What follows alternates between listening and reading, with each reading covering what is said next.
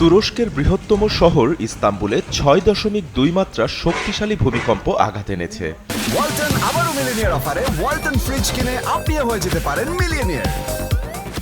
বুধবার দুপুরে এই ভূমিকম্প আঘাত হানে বলে দেশটির দুর্যোগ ও জরুরি ব্যবস্থাপনা কর্তৃপক্ষ এএফডি জানিয়েছে।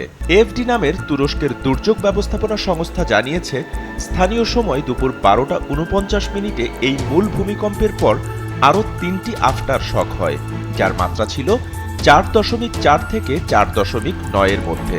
ভূমিকম্পে তুরস্কের বৃহত্তম শহর জুড়ে ভূকম্পন অনুভূত হয়, যেখানে আতঙ্কিত মানুষজন রাস্তায় বেরিয়ে আসে।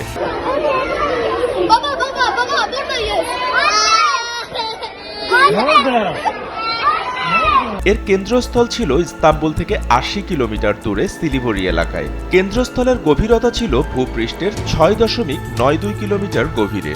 ভবনগুলো কেঁপে উঠলে মানুষ দ্রুত রাস্তায় নেমে আসে। এএফপির একজন প্রতিবেদক জানান, অনেক মানুষ রাস্তায় দাঁড়িয়ে উদ্বিগ্নভাবে মোবাইল ফোনে তথ্য খুঁজছিলেন এবং ফোনে কথা বলছিলেন।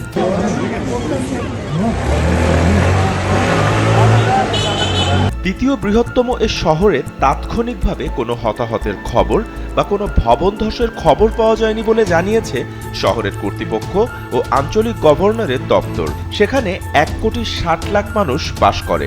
গভর্নরের দপ্তর বলেছে, এখন পর্যন্ত কোনো ভবনে ধসের খবর পাওয়া যায়নি। ভূমিকম্প ক্ষতিগ্রস্ত হওয়ার আশঙ্কা থাকা ভবনগুলো থেকে দূরে থাকতে তারা মানুষকে আহ্বান জানিয়েছেন। বাপ্পি খান, এসএ টিভি ডিজিটাল।